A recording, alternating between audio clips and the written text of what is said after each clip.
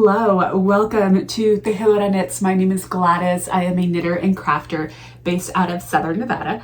And welcome back to another podcast episode. So this is episode number 4. So this one is all about the whips. Lots of whips. We've made lots of good progress since the last time that I sat down to film. A few new cast-ons, some new project ideas coming in, and it is time for warm weather knitting. So let's get started. So here in Southern Nevada, it is quite warm at this point. We did reach 90 degrees this week, which is not necessarily a good thing in April, but you know, we are working with it. We should cool down at least a little bit, but there's no going back at this point. It's going to be warm until October. I know that in most places, or kind of in the knitting podcast space, you know, you do your summer plans for June, July, and August. Here, summer is May, June, July, August, and September. I have a solid 5 months of summer here. And even then, April and October are not cold whatsoever either. So I don't have any summer knits. I don't own any summer knits, so I'm wearing my nice little hosier t-shirt over here. Hopefully by the next podcast, I will have my very first summer knit finished up. But yeah, we're very much in the transitional season. Allergies are full bloom. I will be, as soon as I'm done filming, I'm going to finish transitioning over my and my son's wardrobes, packing away blankets. We have said goodbye to winter. So here we are. So last time that we had spoken, I had kind of filled you guys in on how my spring plans had to take a different direction because I had picked up a test knit, and then I am trying to get a little collection of baby knits done in time for my sister's baby shower.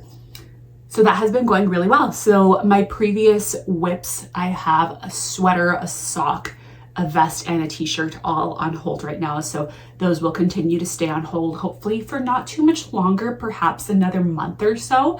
But let's get into the progress of the things that I do. Started with the first adult garment, the only adult garment that I'm working on right now, and it is my Lusk Tee by Rebecca Clow. So this is a test knit, so the pattern is not yet available. It should be available end of May, if I'm not mistaken, perhaps beginning of June.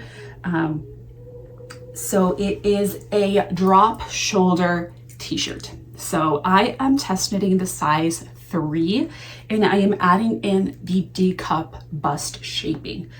The yarn that I'm using is Knitting for Olive Cotton Merino in the color Mole for the brown, which is a beautiful, very neutral, true brown, not warm, not cool. I'm a big fan of this color. And it is, you know, just one single thread, so it is a fingering weight, and I am knitting this on 3.5 millimeter needles to reach gauge. The recommended needle is 3.25, but I did have to size up one needle size. So overall, the test knit has been really enjoyable. The fit of this garment is very nice. This is the first time I've ever done a garment. Again, I should emphasize, I am a beginner knitter. I have not been knitting for a long time. I don't have a ton of finished garments to go off of, but this is the first time I have been doing, including bust shaping into the garment. And I love the fit that this is providing. The fit around the bust and the upper body is really nice. So I am very much enjoying this. I am on my 3rd ball of the cotton merino. I'm pretty sure I won't finish this last ball. I do have a 4th ball just in case, but I think 150 grams of cotton merino is going to be plenty for this size 3. So last time that I saw you, I was still working flat on the front panel. I had not yet joined in the round. So since then I have, you know, joined in the round. I worked a lot of the body. I did go back and do the collar and the sleeves. So originally the collar, I had worked it maybe just like a centimeter less to what the pattern was recommending. And I had bound off and everything. And the first time that I tried it on, it was a really tight fit over my head. For a minute, I thought I wasn't going to get it through over my head, but I managed. And I was like, okay, well, when I block it out, I'll just make sure to stretch out the collar to give it a little bit more give. But then the second time I was trying it on, after I finished one of the sleeves, I ripped the collar.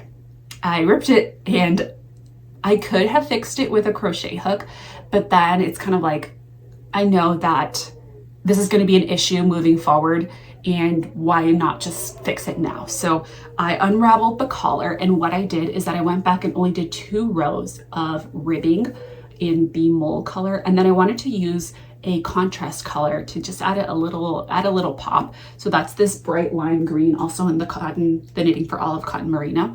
So I did 2 rows in the mole color, and then 2 rows in the neon yellow, and then did a sewn Italian bind off. I did not do the setup rows because I did do the setup rows initially, and I feel like that also tightened up the neckline a little bit too much. So I decided to skip it, and that worked out quite well. So collar is still, you know, flush. It's still not loose by any means, but it fits much better, and I'm not struggling to get it over my head.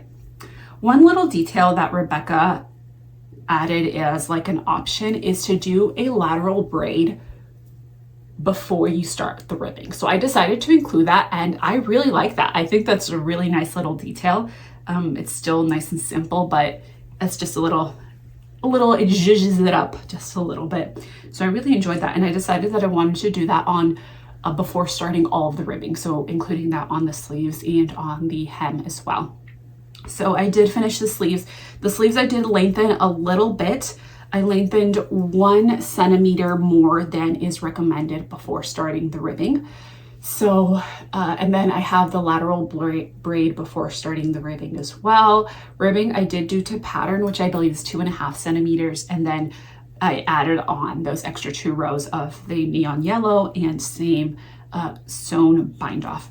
One of the things that I accidentally did on one of the sleeves, so you're supposed to size down for the ribbing and size down 1 needle size, and I did do that for my first, I'm sorry, I have ends poking out everywhere. I did do that for my first sleeve. However, I forgot to size down my needle for the other cuff, and I didn't realize that until I was putting my needle tips back onto, you know, the bottom cord. So one of my sleeves is slightly bigger than the other.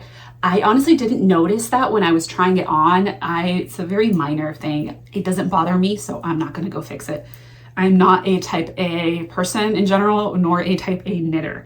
So I'm not gung-ho on perfection.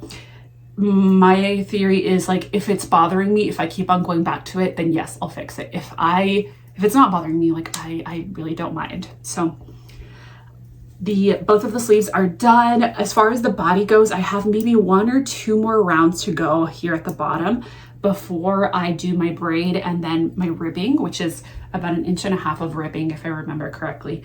I know the lateral braids take time. At least I am quite slow at them. So I know that this bottom hem braid is going to be quite time intensive. So I don't think that I'm going to finish it in one go. But I am guessing within a week, this should be done and blocked and ready to wear, which is way ahead of the test knit deadline. She had provided a very generous testing timeline of about 14 weeks, if I'm not mistaken, which I think is incredible. That's one of the things that encouraged me to apply for her test knits, the fact that there's not so much pressure of getting things done super quickly. But I will have finished this at least 4 weeks early, probably a little bit more. I don't remember the exact dates. When I finish it, I'll include, you know, how many days it actually took me to knit this up. But so far, like I said, I'm really enjoying this. I'm really excited to have my first summer garment and see how it wears in my climate. I've kind of reached the conclusion that I want to try and stick to fingering weight garments for the summertime. I do have a DK weight t-shirt on hold, so I'm going to finish that one, but just based on how I'm already feeling with the temperatures, I think fingering is just the way to go. I don't think DK weight garments in the summertime are going to be very practical for me. So that is all I have to say to update you on my Lusk Tee. Highly recommend the pattern if you guys want like a nice, simple, well-fitting t-shirt for the summertime. I think Rebecca's pattern is incredible, and it's not fussy at all. I think her pattern writing style is very clean and concise, but also still gives you enough details. And Rebecca's also like the queen of modifications as well. So this finished pattern will come in 2 gauges. There will be a DK weight option and a fingering weight option included in the same price for the same pattern. So I think that's a really good value. So I, so far, am highly recommending this if you guys are in the hunt for a good classic t-shirt. Next, we will move over to the baby plans. So the very first baby plan, I guess, that I had started when I last saw you was my sweet shop blanket for my little niece. And I had kind of thought that I might have been able to finish this, but alas, no, I got a little bored and cast on a couple of other baby things as well. But I am still making quite good progress. So let me try and show this to you. I might try and do like an overlay instead. But this is where I am at. Hopefully I am somewhat in the frame. So I'm making the baby size of the Sweet Shop blanket by Laura Penrose. So the baby size is 24 squares. I had finished, I want to say about, is it 10 or 12 squares? I think I was like 12 squares last time. And this time around I have 12, 13, 14, 15, 16 squares so far. So well past the halfway point. Just a quick overview of what I am including. The main color is Berroco Vintage DK in the color Mushroom. I have 300 grams of this. The yardage has been quite a lot. Last square that I've done is when I finally ran out of my first ball. So I don't think I'm gonna finish even 2 balls of the Berroco main color. So I'll see what else shall use that last 100 gram skein for, because I don't think I'm going to crack into that 3rd skein. But a little overview of what my color scraps are. This is a boucle scrap from Witchfire Fibers. I'm planning on using each scrap twice, or I mean each color twice. However, this one was really hard to work with as far as like getting the same gauge as the other squares. So I have decided I'm not going to use the 2nd square in this color. I'm going to, find a different scrap to use. This orange pumpkin color is Drops Cotton Merino. This burgundy one is Drops Baby Merino held double. This one is the yarn from another baby sweater that I will talk about in a moment, so I'll let you know where that one's from.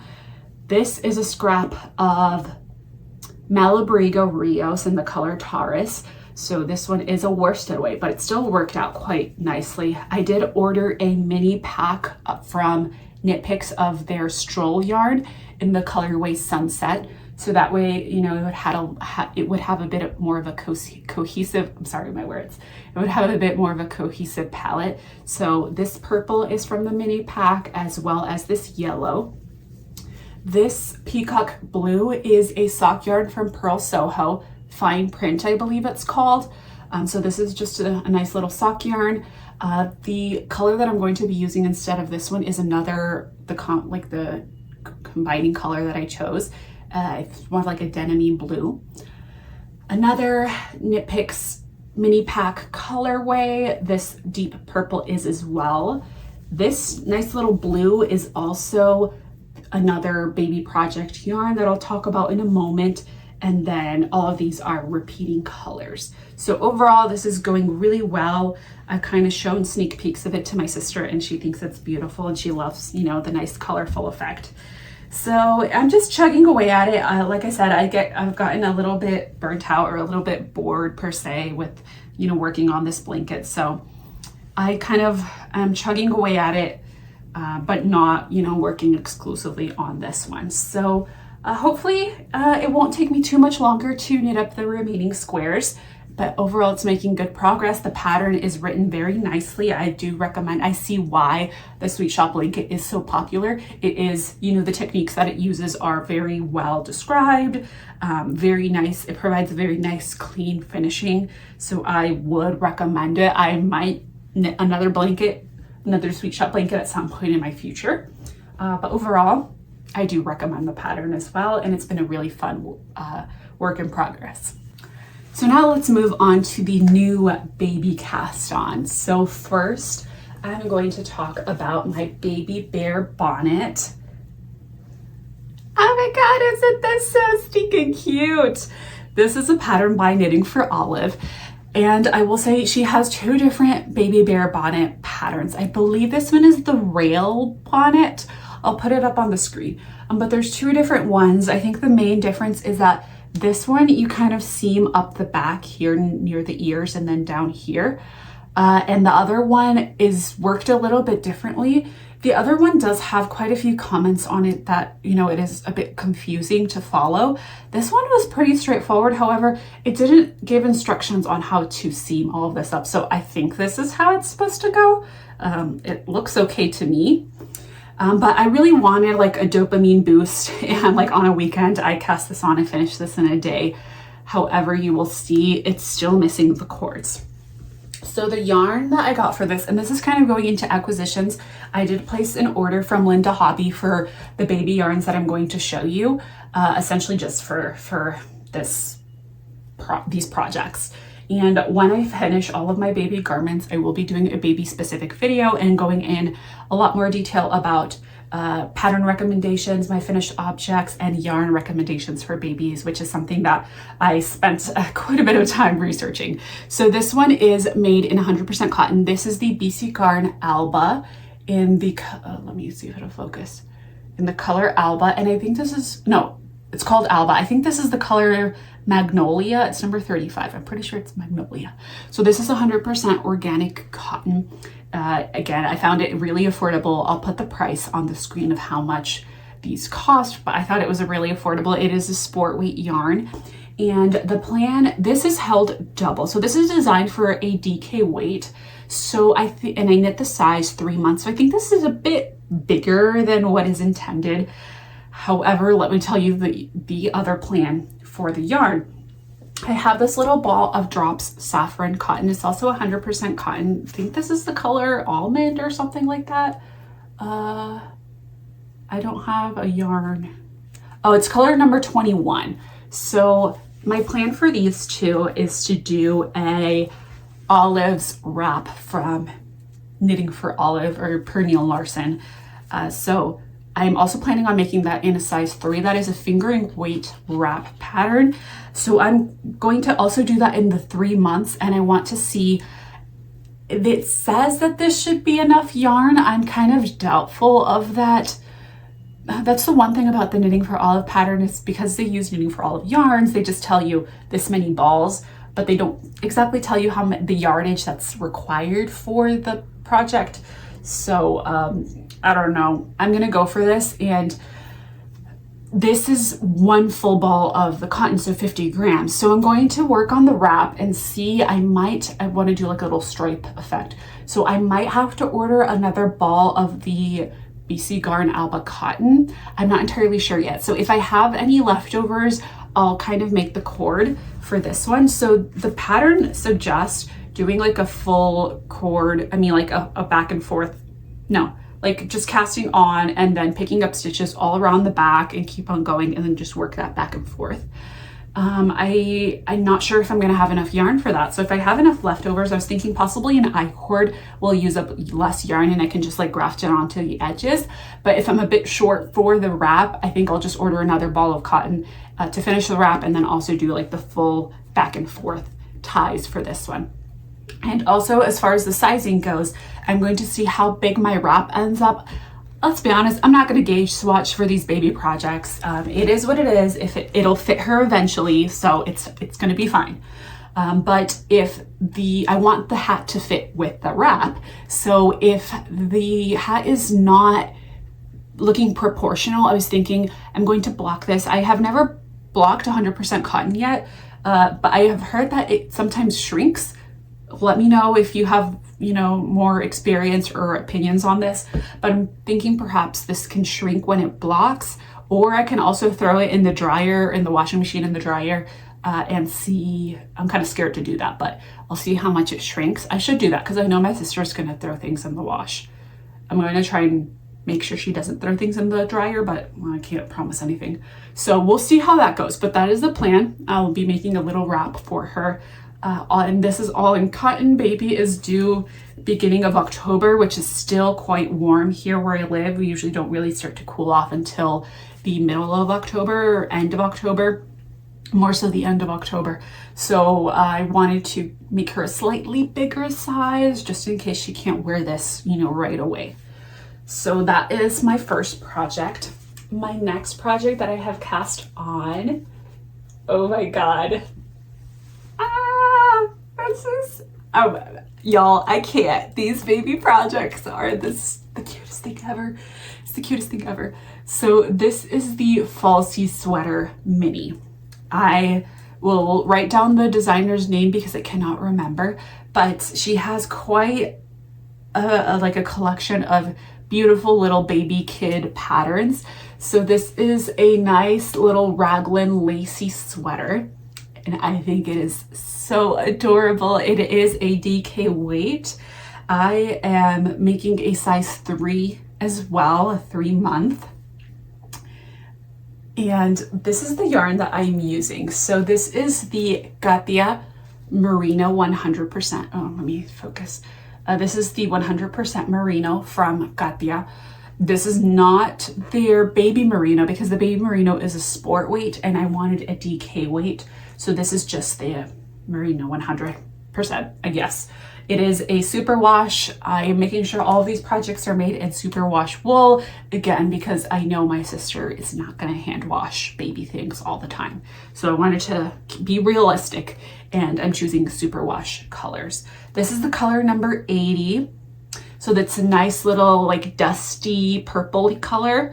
We don't want bright pinks for her personally. So you're going for more, I'm going for more of a slightly purple palette. So, but the wrap cotton, you can see the difference is a lot pinker than the Katia Merino. So far working with the merino has been really lovely. It's really soft. I think it is definitely baby soft. I know that this is going to grow, I'm assuming, as all superwash merino does. So far I have already split for sleeves and I'm working on the body. The pattern does have, like, I think this underarm section over here is supposed to be in reverse stockinette. So, you know, a decent amount of purling. I really just didn't want to deal with that. I was like, you know what, I'm not doing reverse stockinette in the round. I'm not doing it, sorry. So it is all, I'm just doing all stockinette. So I did have to kind of do a little bit more brain power when it came to the short rows just to make sure I was doing the right stitch. It wasn't difficult, but I just had to pay attention. I did make a little mistake over here. I don't know if you can see that when I was doing the short rows, but also because I had to do the short rows on Magic Loop, which I really hate. Magic Loop. That's the one thing about baby knits. It's reminding me how much Magic Loop I have to do and how much I dislike it. Maybe I should try practicing more with DPNs when I have to do these like collars and everything, because it's not, I don't like Magic Loop. But anyways, I'm not going to go back and fix it. I'm sure once it's blocked out and everything, it'll be fine. I'm not going to worry about that. So it has this nice little lacy pattern in the front, and then it has little bobbles going down the front. I was supposed to do a bobble like right away up here, but I kind of missed that because it's interesting that there's one chart for one side, there's a chart for the bobble thing, and then there's a chart for this side. It's like, why isn't it all just in one chart? But I don't know. Anyways, so that's why I kind of missed out, because I realized the charts weren't starting on the same row. But anyways, this is the first time I've done bobbles. I'm team no bobbles. I feel like bobbles, either you love them or you hate them. I've never really been in love with the idea of bobbles to begin with. Like, they just look odd to me, I think. But I figured I would give it a try for this one, and I'm glad I did. I tried it. It took me a while to figure out how to make them. It was interesting. But I'm going to go for it for this pattern, but I don't foresee myself doing very many bobbles, if ever again. But I think it kind of slightly gives a faux button effect down the front, so I'm okay with it here. The neckline is a bit small, but it is very stretchy, and again, I know this is going to stretch with blocking as well. So this has been a really fun knit. I really like knitting lace, so that's why I chose this, because she has a ton of adorable little baby knits, but I just really like lace, so I'm enjoying myself for this one. The pattern calls for 150 grams of merino for the size 3 months. So I'm on my second ball right now, and then I have my last ball. I think I should have a good amount of leftovers. And again, I'm also using 20 grams, or maybe like 17 or 18 grams of this for her blanket as well. So I think it should be working out quite perfectly for the most part. So this is where this is at. Again, this probably shouldn't take me too much longer to finish. That's the nice thing about baby knits. It's like they just go by so quickly. I love that. After doing so many adult and blankets and things like that, it's nice to have these little palette cleansers. And then kind of merging into the acquisitions, I have a couple more yarns from that Linda Hobby order. One more baby yarn. This is the Lana Grossa Cool Wool Big. This is a nice like periwinkle blue. It looks, you at first thought it looks quite blue, but then when you hold it next to more traditional blues, or like more like sea blue, sky blues, you can see the purple coming out quite a bit in this. The color number is, I don't know. I'll put the color number or name somewhere around here. I think it was called like violet blue or something like that. So my plan for this is I'm going to be making a bear jumpsuit. No, bear onesie. I don't remember the exact name, but I'll pop it over here. It is another Knitting for Olive pattern, baby pattern. So I wanted, like, the little baby bear stuff is just so cute. So I'm going to be making that for her. I picked up 250 grams of the yarn. This is also a DK weight superwash merino. Very nice and soft. I think this one is slightly more, I want to say the word is like a little bit more grippy than this one. This one's more like silky, I'd say, than this one. This one has a slight more grip to it. Also, I think that this one is has a slightly more tighter twist than this one does. Now, I will say, if you watched my podcast episode a couple back, I think it's like number 2, where I talked about Drops yarn. I have a big complaint with Drops yarn that it is so loosely plied. This is much tighter than, oh, I'm holding it the wrong way. This is much tighter than the Drops extra fine merino, or the other Drops yarns that I tried, but this is still a little bit looser than the Lana Grossa. So overall, I really like the little color palette that I have going for her. Like, isn't this so cute? So those are all the baby knits that I'm going to do. So I have 2 full ones to cast on, and then 2 that are finishing, well, 3 that are finishing up. Okay, I have one more yarn that I included in the Linda Hobby order, not for the baby. So this one is actually for my son. So not for summertime, but he has been asking for a pair of socks, of hand knit socks.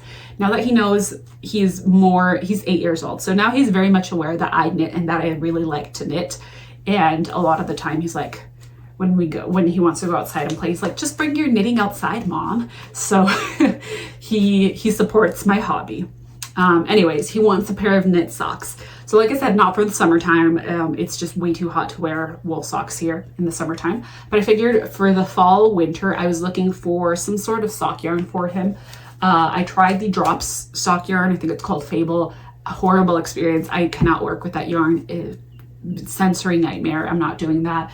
And then the Knit Picks Stroll sock yarn was a suggestion that I received, but I was told that it was very soft. Since I bought it for the blanket, it is very soft. It is great for baby knits, or for things that won't receive a lot of friction, but I just think it's too soft for a rough and tumble boy sock. So I know that that's just not going to hold up well. So I just randomly went for this one. I was scrolling through the page. This is from Lana Grossa. This is the Land Lust sock yarn in the color 813. So it's a nice variegated sock yarn with blues and some greens and a hint of purpley browns in there as well. I had originally ordered a different color, but they did reach out and email me saying that there has been a mistake, that the other color was not in stock, if I would like to substitute it. They're very good customer service, so I just went and picked out a different color. The original one, I think, had a little bit more green and blue in it, and it didn't have as much of this like purpley brown in there. But this one is also really nice. So I think it is just like, yes, it is an 80% merino and then a 20% polyamide. It is 100 grams. And again, also really good price points. I'll make sure that I'm leaving the price points for all of these yarns, as I don't remember them off the top of my head, but all of these yarns are at really, really good price points. So this is what I'll be using at some point. I do have like a chocolate brown sock yarn that is BFL and nylon instead of merino. So I'm kind of thinking of using that for the toe. Just, I'm not entirely sure if I want that for the heel too, but I'll probably be adding in that brown yarn for at least the toe, since I know that that sock yarn is very durable and that's going to hold up really well for those high wear areas of the sock. So that's just another little purchase that I made. And I think that that is all I have as far as updates. I kind of incorporated the acquisitions into the updates as well. So perhaps a bit of a shorter episode, but I think it was quite fun nonetheless. So Operation Baby Garments is fully underway. Hopefully in the next 3 weeks when I sit down to film, I'll have quite a few finished objects. I don't have any right now, but I have a few projects that are getting quite close. My Lusk Tee will for sure be a finished object. That one was only, I think I'm going to focus on that one for these next couple days just to get it done. I just want to get that one done. And then I will be focusing on, I feel like having 3 active whips is my happy place. So I'll probably cast on another one of the baby items and then just keep on going with the Falsie sweater and the Sweet Shop blanket for the time being. So thank you so much for joining me, for choosing to spend a few minutes of your time with me. I greatly appreciate all of your support. If you liked this episode, don't forget to give it a thumbs up. Please subscribe if you feel inclined to do so. I really appreciate all of your support and all of your kind comments. And until the next one, goodbye.